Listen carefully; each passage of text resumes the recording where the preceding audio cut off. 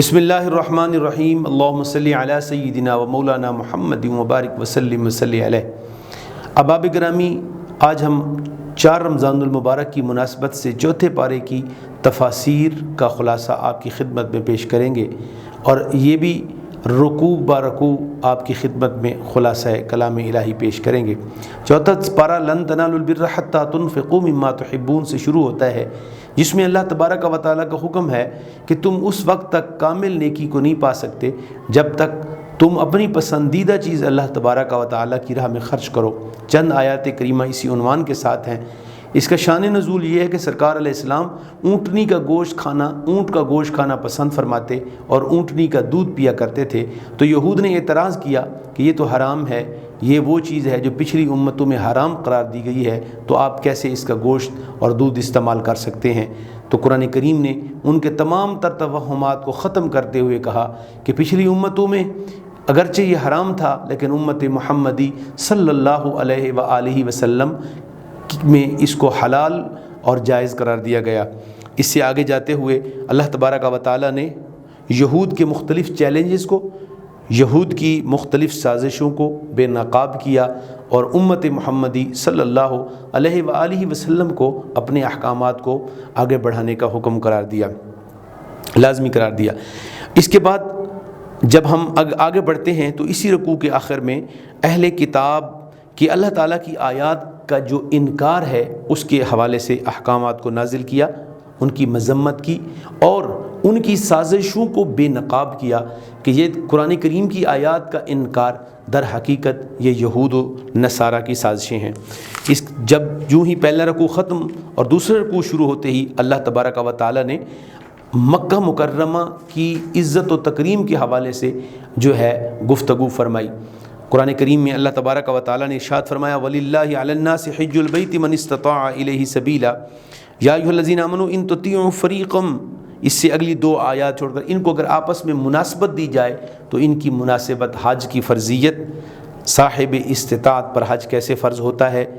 اللہ تعالیٰ کی عبادت کے لیے سب سے پہلا گھر مکہ مکرمہ کی تعمیر، اور اس میں جو نشانیاں ہیں خصوصی طور پر مقام ابراہیم جو کہ امت مسلمہ کے لیے جائے امن و پناہ ہے، ان کو بیان کیا گیا۔ اور دوسرے رکوع میں اللہ تبارک و تعالیٰ نے اتحاد امت پہ زور دیا وَاعْتَصِمُوا بِحَبْلِ اللَّهِ جَمِيعًا وَلَا تَفَرَّقُوا وَاذْكُرُوا نِعْمَةَ اللَّهِ عَلَيْكُمْ إِذْ كُنْتُمْ أَعْدَاءً فَأَلَّفَ بَيْنَ قُلُوبِكُمْ فَأَصْبَحْتُمْ بِنِعْمَتِهِ إِخْوَانًا۔ پچھلی امتوں کے احوال اور امت مسلمہ کو یکجائی، اتحاد اور اتفاق کا درس دیا گیا۔ قرآن کریم جو اللہ کی رسی قرار دیا گیا، اہل بیت اطہار کو اللہ کی رسی قرار دیا گیا، امت مسلمہ کے اتحاد کو اللہ کی رسی، مختلف تفاسیر اس کی صوفیاء کرام بھی بیان فرما چکے ہیں۔ اسی طریقے کے ساتھ تیسرے رکوع میں اللہ تبارک و تعالیٰ نے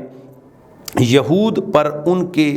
جو ناروا اعمال کے سبب ذلت مسلط کی گئی اس کو بیان کیا، اور پھر یہود کی سازشوں کو بیان کیا گیا، اور امر بالمعروف اور نہی عن المنکر کا شعار جو ہے اس پر عمل پیرا ہونے کا حکم دیا گیا۔ یعنی یوں کہہ لیجئے کہ ان دوسرے اور تیسرے رکوع کے اندر اس چیز پر زور دیا گیا کہ یاد رہے امر بالمعروف نیکی کا حکم دینا ونہی عن المنکر برائی سے رکنا، یہ امت مسلمہ کا قیمتی اثاثہ ہے، اور ایک اسلامک اسٹیٹ کی بنیاد بھی امر بالمعروف ونہی عن المنکر پہ ہے۔ اس کے بعد تیسرے رکوع کے اختتام پہ اللہ تبارک و تعالیٰ نے لوگوں کے رویوں پر بات کی، اور آپس میں ایک دوسرے کی جو محبت ہے اس پر بات کی، اور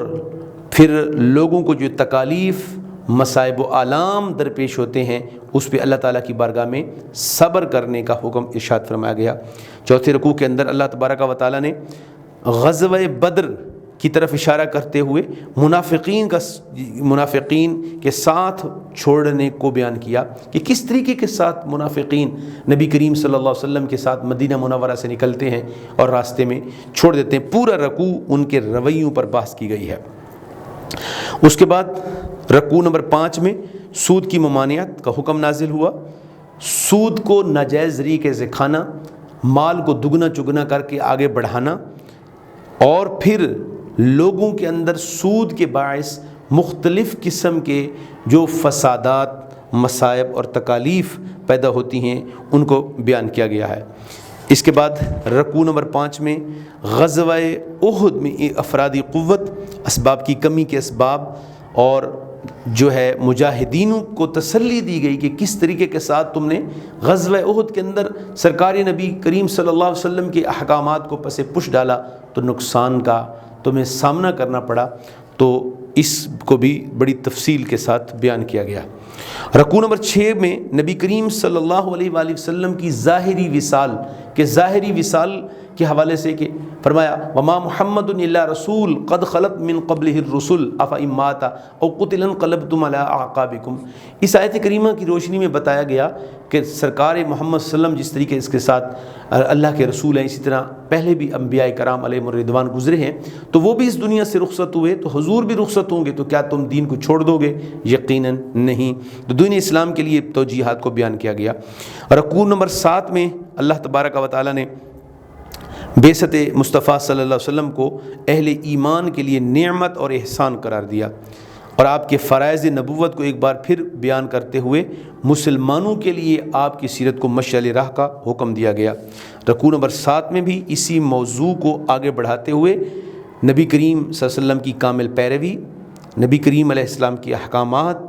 اور مختلف آزمائشوں میں ابتلا کی صورت میں صبر کو اپنا وتیرہ بنانے کا حکم دیا گیا۔ نبی کریم علیہ السلام کی امت کو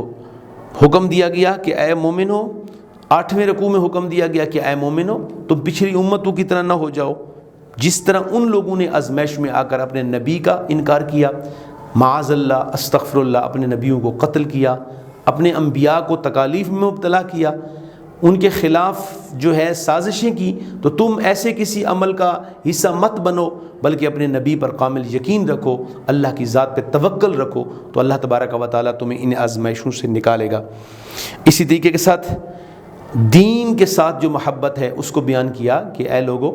دین کے غلبے کے لیے خود کو وقف کر دو، جیسا کہ پچھلے امتوں کے اندر لوگوں نے مختلف انبیاء کرام علیہم الرضوان کے جو دین تھے، ادیان تھے، ان کے ساتھ ایک گہری وابستگی کو رکھا تو وہ کامیاب ہوئے۔ اس کے ساتھ ساتھ رکوع نمبر 8 کے اندر جو ہے وہ بخیل مالداروں کو جو اللہ تعالیٰ کا دیا ہوا مال اس کی راہ میں خرچ نہیں کرتے، ان کو سخت وعید سنائی گئی ہے، ان کے احکامات نازل کیے گئے ہیں کہ جو لوگ اس قسم کا رویہ اختیار کرتے ہیں وہ انتہائی نقصان کا باعث بنتے ہیں اور ان کو بہت تکلیف کا سامنا کرنا پڑتا ہے۔ رکوع نمبر 9 میں اسی بات کو آگے بڑھاتے ہوئے شیطانی وسوسوں سے بچنے کی تلقین کی گئی ہے، شیطان کی چالوں کو سمجھنے کی تلقین کی گئی ہے، اور واضح انداز میں کہا گیا کہ یہود و نصارہ و دیگر جتنے بھی مذاہب کے لوگ ہیں وہ بھی چاہتے ہیں کہ مسلمانوں کے اندر ایک بے چینی کی کیفیت پیدا کریں، تو قرآن پکار کے ہماری ضمیر پہ دستک دے کر ہمیں سمجھانا چاہ رہا ہے کہ اے ایمان والو، تم ان یہود و نصارہ کی سازشوں کو سامنے بھی نہ بھٹکنے دو، ہر قسم کی پاکیزگیوں سے۔ اور پھر نبی کریم صلی اللہ علیہ وسلم کے علم غیب کے حوالے سے بڑی خوبصورت آیت کریمہ بھی اسی رکوع نمبر 8 کا حصہ ہے کہ وما کان اللہ لیطلعکم علی الغیب ولکن اللہ یجتبی من رسلہ من یشاء، کہ اللہ تعالیٰ کسی غیر کو غیب پر مطلع نہیں کرتا، اس کے لیے غیب کے دروازے نہیں کھولتا، لیکن اپنے رسولوں میں سے جسے چاہتا ہے یہ عظیم دولت بھی اسے عطا فرما دیتا ہے۔ رکوع نمبر 10 کے اندر اللہ تبارک و تعالیٰ نے وہ آیات کریمہ نازل کی جس میں نبی کریم علیہ السلام کے صحابہ کرام رضوان اللہ علیہم اجمعین کی عظمت بھی ظاہر ہوتی ہے کہ حضرت سیدنا ابو بکر صدیق رضی اللہ تعالیٰ عنہ نے ایک یہودی کو تھپڑ مارا۔ اس نے نبی کریم علیہ السلام کی بارگاہ میں یہ شکایت کی کہ یا رسول اللہ، سیدنا صدیق اکبر نے مجھے تھپڑ مارا، تو نبی کریم علیہ السلام نے ابو بکر صدیق رضی اللہ تعالیٰ عنہ کو بلایا، پوچھا، کہا یا پروردگار، یا رسول اللہ، یہ کہتے ہیں ان کا موقف یہ ہے کہ اللہ تعالیٰ تو خود فقیر ہے، مفلس ہے، اس کے ہاتھ میں تو کچھ نہیں، بلکہ اللہ تبارک و تعالیٰ تو ہمارا محتاج ہے، ہم محنت کرتے ہیں، کوشش کرتے ہیں، رزق کماتے ہیں، تو پھر ہم اللہ کی مخلوق کو دیتے ہیں، اللہ کے جو بندے ہیں ان کے لیے سہولیات دیتے ہیں، تو اللہ تبارک و تعالیٰ کو ہماری طرف احتیاجی ہے، ہمیں کسی قسم کی ضرورت نہیں ہے۔ تو حضرت ابو بکر صدیق فرماتے ہیں کہ میں نے عرض کیا کہ نہیں، اللہ فقیر نہیں ہے۔ تو پھر اس موقع پر جو یہودی ہے وہ بہت سارے گواہ بھی پیش کرتا ہے جو جھوٹی موٹی گواہی سرکار کی بارگاہ میں پیش کرتے ہیں کہ ہاں سیدنا صدیق اکبر نے زیادتی کی، تو اس پہ اللہ نے اپنے پیارے نبی کے غلام سیدنا ابوبکر صدیق رضی اللہ تعالی عنہ کی گواہی کو اللہ تبارک و تعالی کی طرف سے وحی کی صورت میں نازل فرمایا لقد سمع اللہ قول الذین قالوا ان اللہ فقیر ونحن اغنیاء سنکتب ما قالوا وقتلهم الانبیاء بغیر حق۔ یہ آیت کریمہ سیدنا صدیق اکبر کی عظمت و شان کو اجاگر کرتی ہے۔ اللہ تعالیٰ خوب واضح فرماتا ہے کہ اے پیارے حبیب، یہ جو یہودی گواہی دے رہے ہیں جھوٹی ہے، اللہ خود سن رہا تھا جب ان لوگوں نے کہا کہ اللہ فقیر ہے اور ہم غنی ہیں، تو اللہ تبارک و تعالیٰ نے سیدنا صدیق اکبر کی صدیقیت پر ایک اور مہر ثبت کی۔ اسی طریقے کے ساتھ رکوع نمبر 9 میں یہود و نصارہ کے رویوں، موت، حیات، آزمائش، وعدوں کی پاسداری، لوگوں کے ساتھ بھلائی کا حکم دیا۔ رکوع نمبر 11 کے اندر تخلیق کائنات، گردش لیل و نہار، قیام، قعود، رکوع، اور اللہ تعالیٰ کی بارگاہ میں التجائیں کرنے والے جو لوگ ہیں ان کی رویے جو ہیں ان کی گریہ زاری کو بیان کیا گیا۔ اور اس رکوع کے آخر میں دنیاوی مال کی قلت کو بیان کرتے ہوئے کہا کہ یہ دنیا میں انسان کے لیے خسارہ نہیں ہے بلکہ کامیابی ہے، اور کامیابی یہ ہے، خسارہ یہ ہے کہ انسان ناکام ہو جائے، اعمال بالصالحہ میں ناکام ہو جائے، یہ خسارہ ہے۔ اعمال بالصالحہ میں کامیاب ہو جانا، اپنے آپ کو دنیا میں جنت کے قابل بنا دینا، دوزخ سے دور کر دینا، فمن زحزح عن النار وادخل الجنت فقد فاز، یہ کامیابی قرآن کریم کی روح سے یہ ہے کہ انسان خود کو جہنم سے بچا لے اور جنت کا حقدار بنا دے۔ اس کے بعد سورۃ النساء شروع ہو جاتی ہے۔ یہ مدنی سورت ہے، ترتیب مصحف کے اعتبار سے چوتھی سورت ہے، اور یہ رکوع نمبر 12 سے شروع ہوتی ہے، چوتھے پارے میں۔ سورۃ النساء میں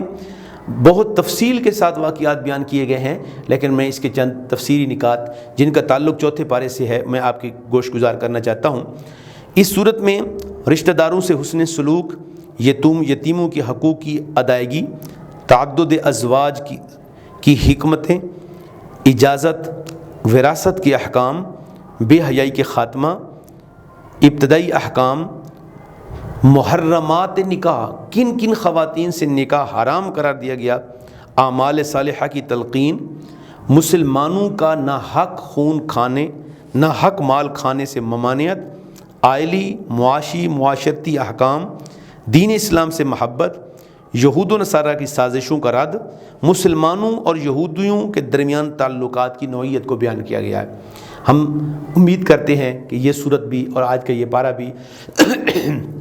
ہمارے لیے ایک آئیڈیل پارہ بنے گا۔ ہم ان نکات کی روشنی میں تفاسیر کی طرف رجوع کریں گے اور کوشش کریں گے کہ ہم قرآن کریم کی جو تفسیریں ہیں، مختلف تفاسیر ہیں، ان کا مطالعہ کر کے قرآنی ذوق کو آگے بڑھائیں گے۔ اللہ تعالیٰ عمل کی توفیق عطا فرمائے۔